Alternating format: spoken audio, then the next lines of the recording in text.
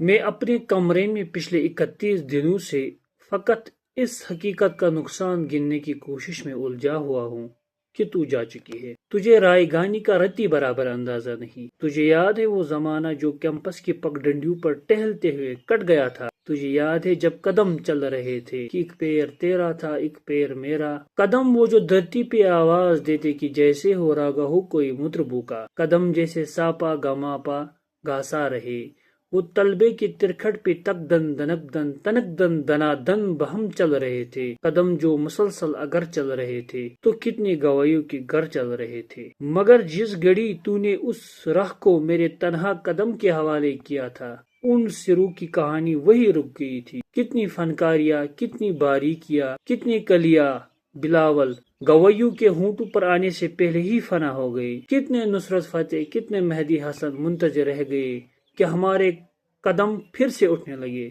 تجھ کو معلوم ہے جس گھڑی میری آواز سن کے تو ایک زاویے پر پلٹ کر مڑی تھی، وہاں سے ریلیٹیوٹی کا جنازہ اٹھا تھا کہ اس زاویے کی کشش میں ہی یونان کے فلسفی سب زمانوں کی ترتیب برباد کر کے تجھے دیکھنے آ گئے تھے کہ تیری جھکاؤ کی تمثیل پہ اپنی ترچھی لکیروں کو خم دے سکے، اپنی اکڑی ہوئی گردن کو لیے اپنے وقتوں میں پلٹے جیومیٹری کو جنم دے سکے۔ اب بھی کچھ فلسفی اپنے فی کے زمانوں سے بھاگے ہوئے میرے راستوں پر آنکھیں بچھائے ہوئے کہ اپنی دانست میں یوں کھڑے ہیں کہ جیسے وہ دانش کا منبع یہی پہ کہیں ہے، مگر مڑ کے تکنے کو تو ہی نہیں ہے۔ تو کیسے فلورنس کی تنگ گلیوں سے کوئی ڈیونچی اٹھے، کیسے ہسپانیہ میں پکاسو بنے، ان کی آنکھوں کو تو جو میسر نہیں ہے؟